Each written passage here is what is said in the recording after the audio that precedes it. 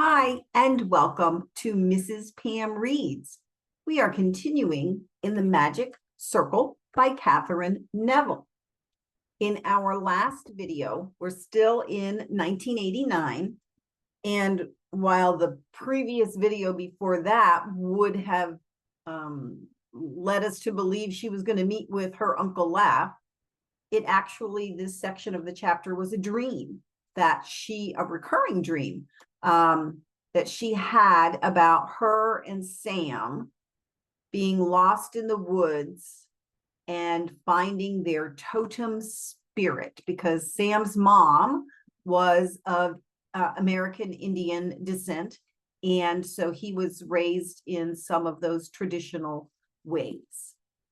All right, so we continue now. We're still 1989.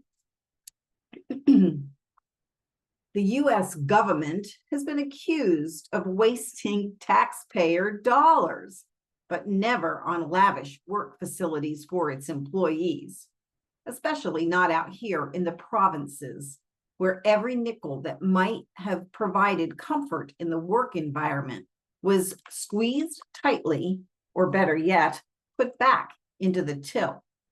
As a result, more cash had been spent on paving the 6 acres of parking lots surrounding our work site where government workers parked their cars than on constructing, furnishing, repairing, cleaning, or heating the buildings where people actually work. As I pulled into the vast parking lot just after lunchtime, patches of snow still clinging to my car, I surveyed the lots as far as the eye could see. As I'd suspected, by this late in the day, the only slots left in the official employee parking areas seemed to be located in western Wyoming. And at this time of year, and after a melt like this morning's late afternoon, wind chill could drop below 60. To drop to 60 below, how about that? Let's put those words in the right order. The wind chill could drop to 60 below. Ice pebbles were already kicking against my windshield. I decided to risk a penalty and leave my car at the front of the main complex, where a small strip of official visitor parking was located. Employees were forbidden to park there or to enter through the guest lobby, but I could usually talk a security guard there into letting me sign the logbook instead of making me hike outside all the way around the vast complex to enter through the official man traps for employees at the rear. I slid into one of the open spaces, pulled up my sheepskin coat, wrapped the long fringe cashmere scarf around my face, and pulled my wool ski cap down over my ears. Then I leapt from the car, locked it up, and made a dash for the glass front doors. Not a moment too soon, for the guest that came through as I stepped in nearly ripped the door off its hinges. I managed to yank it shut, then went through the next set of doors into the lobby.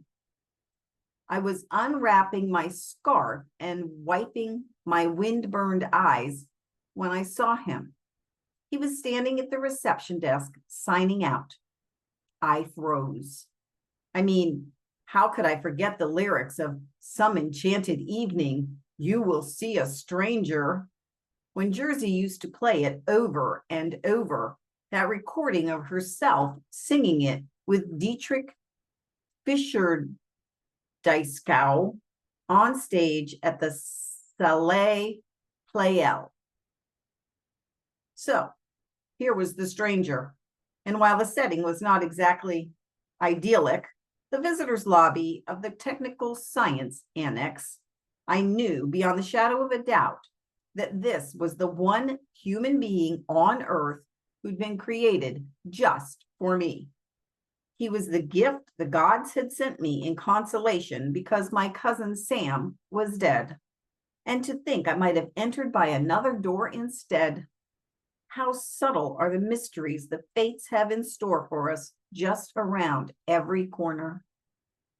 He actually looked somewhat godlike, at least like my picture book image of a god. His dark hair swept back in abundance to his collar, and he was tall and slender, with the chiseled Macedonian profile one always associates with heroes. The soft camel coat and tasseled white silk scarf he wore swung loose from his broad shoulders. He carried a pair of expensive Italian leather gloves lightly between long, graceful fingers. This was no cowboy engineer. That was for derned tootin', as Oliver would say.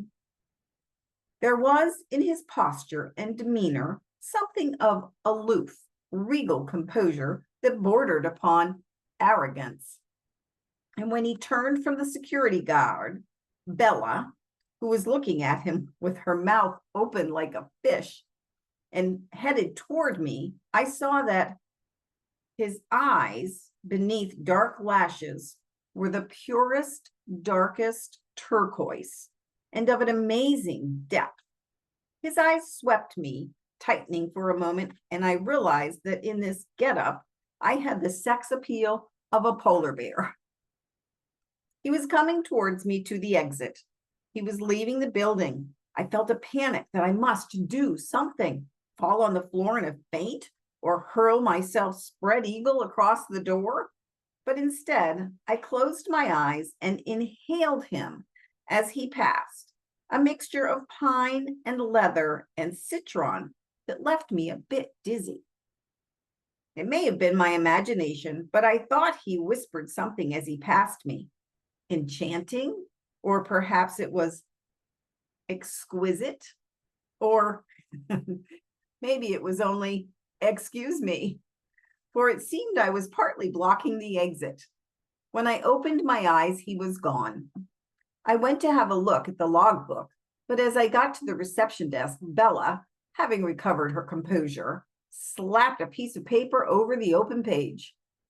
I looked up in surprise to find her glaring at me in non-security guard fashion. It was more the look of an angry cat in heat. You're to use the man traps, Ben, her last name, she informed me, pointing at the door that led back outside, and the logbook is confidential to management. All the other visitors can read the book and see who's been here when they sign in, I pointed out. Why not the other employees? I've never heard that rule. You're in nuclear security, not premises security. That's why you don't know, she retorted with a sneer, as if my field were some kind of primitive throwback compared to her own. I yanked the paper out from beneath her mauve lacquered fingernails before she knew what was happening. She grabbed at it, but too late. I'd already read his name. Professor Dr. Wolfgang K. Hauser, IAEA Krems, Austria. I hadn't the vaguest idea where Krems, Austria was located, but IAEA was the International Atomic Energy Agency, the group that patrolled this industry worldwide. Not that it gave me very much to do in recent years. Austria itself was a nuclear-free country. Nevertheless, it trained some of the top nuclear experts in the world. I was more than interested in having a serious look at the curriculum of Professor Dr. Wolfgang K. Hauser, and that wasn't all. I smiled at Bella and scratched my name on the log. I have an emergency appointment with my boss, Pastor Dart. He asked me to get over from the other building as quickly as possible. I told her as I took off my wraps and hung them on the lobby coat rack. That's a lie. Dr. Dart's still out to lunch with some visitors from Washington, Bella informed me with a snotty expression on her face. I know, because he signed out here with them over an hour ago. You can see for yourself. Gee, so I guess the log isn't confidential to management anymore, I told her with a grin, and I swept through the inner doors. Oliver was sitting in the office we shared in this building, playing with his computer terminal. We were the project directors in charge of locating, recovering, and managing hot waste, such as fuel rods and other transuranic materials. That is, materials that had an atomic number higher than that of uranium. These were tracked by programs designed to our requirements and developed by our computer group. Who is Professor Dr. Wolfgang K. Hauser of the IAEA in Austria? I asked when Oliver glanced up from his machine. Oh, Lord, not you too, he said, shoving back his swivel chair and rubbing his eyes.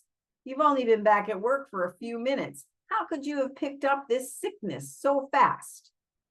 He's like the sight plague, this fellow. To date, no, not one woman has failed to succumb. I really thought you'd be the one to resist. I have serious money riding on it, you know. We've opened a table to wager the odds. He's absolutely gorgeous, I told Oliver, but it's more than that. There's some kind of, I don't know what to call it, not really an animal magnetism. Oh, no, cried Oliver, standing up and putting his hands on my shoulders. It's far worse than I imagined. Maybe I've lost the grocery money too. You didn't wager the exotic gourmet herbal tea budget, I asked with a grin. He sat down again with his head in his hands and moaned.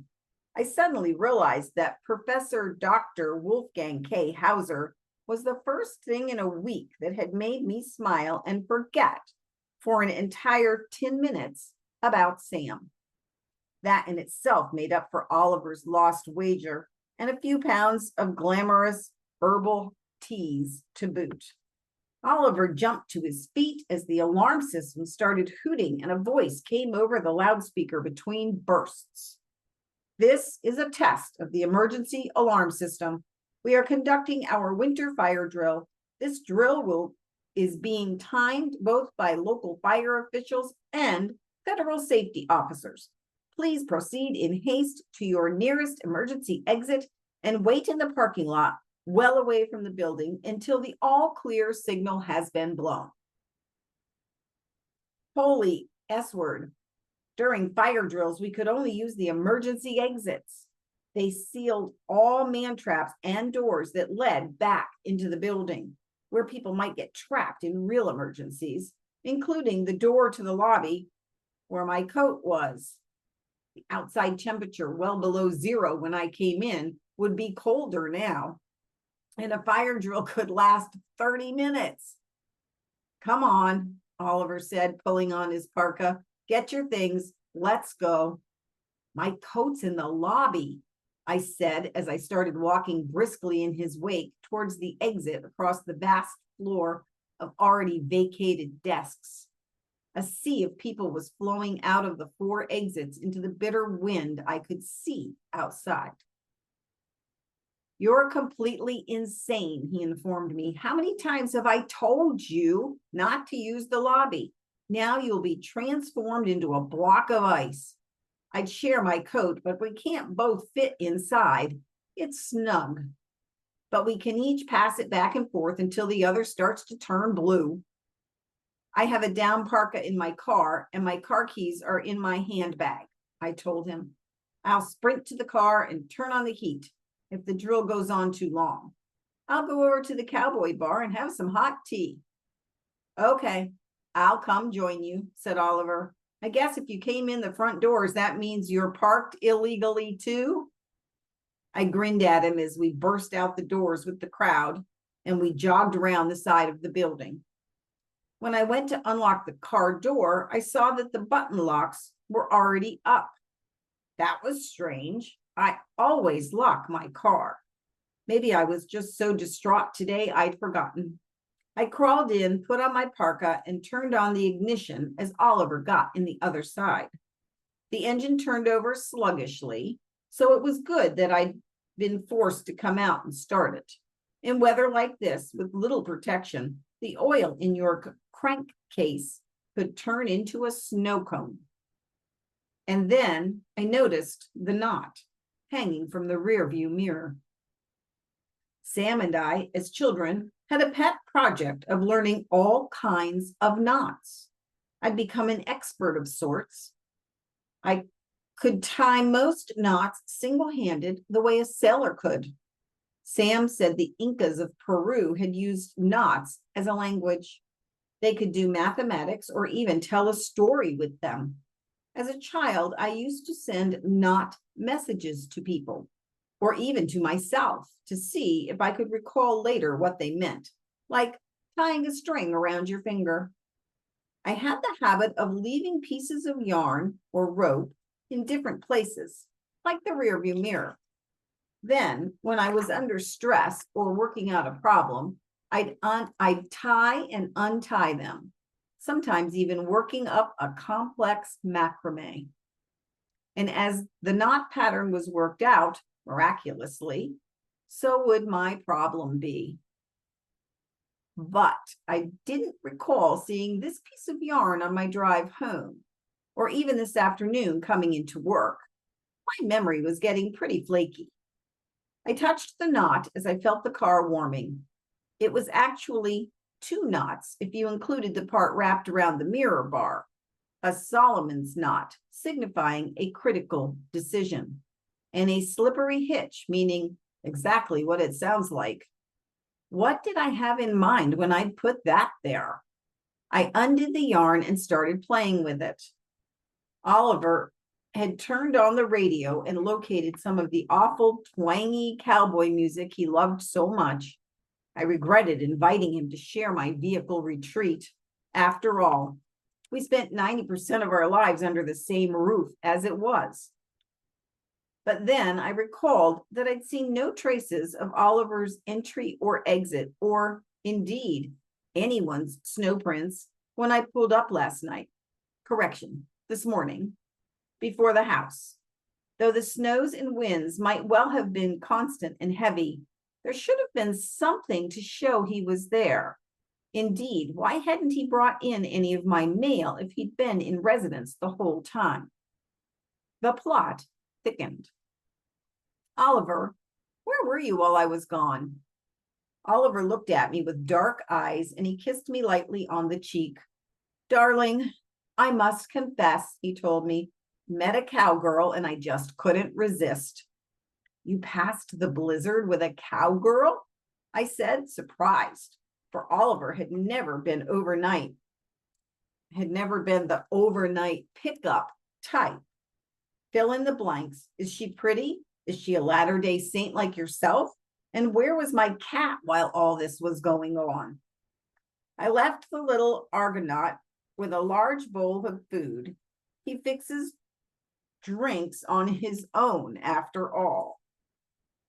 As to the lady, the past pretense would best describe our relationship. It melted away along with the snow. By now, I'm afraid it's as frozen as the ice outside. Very poetic. I have to go to Sun Valley next week, I said. Are you going to desert Jason in that frigid basement again, or should I take him with me? Going skiing, said Oliver. Why don't you take us both with you? I was just trying to figure out where to go to catch this new snow. In Sun Valley, they have 40 inches of base on the slopes, and in the bowls, 60 inches of powder. Oliver was an excellent skier and floated like a feather in powder. I could never get the hang of powder myself, but I loved to watch him from afar. Well, I said, I probably won't be able to be on the slopes much. My uncle's coming to visit. He wants to discuss family matters. I should imagine, Oliver agreed. You seem to be getting plenty of attention from your formerly absent family now that you're an heiress. Then he suddenly looked sorry for having mentioned it at all. It's okay, I told Oliver. I'm getting over it. Besides, my uncle's very wealthy himself. He's a famous violinist and conductor in not La Faquido Ben. Is that your uncle? said Oliver. With so few Bens in the world, I always wondered if you were related to any of the famous ones. Probably to all of them, I said with a grimace. It's the Ben of my existence.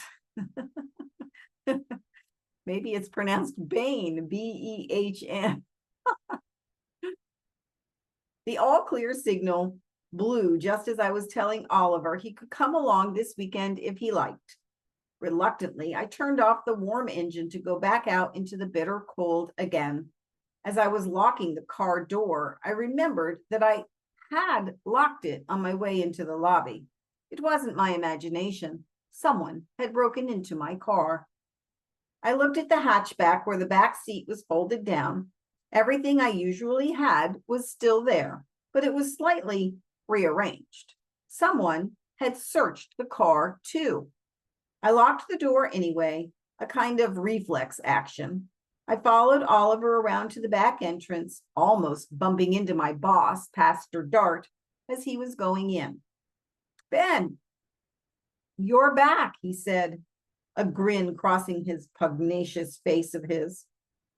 Come to my office in about half an hour when I'm free. If I'd known you were coming back today, I'd have cleared the desks. There's a lot I need to discuss with you. Bella, the security guard, filing back in just in front of us, turned and smirked over her shoulder. I told the pod I'd be there and went back to my office just as the phone started ringing. You get it, Oliver said. I forgot. Before you came, a lady from a newspaper phoned about some documents she said you'd inherited. But the rest of the morning, every time I answered the phone, they just hung up. Probably some crank. I picked up the phone on the fourth ring. Ariel Ben, Waste Management, I answered. Hi, hotshot, said that soft, familiar voice I believed I would never hear again except in a dream.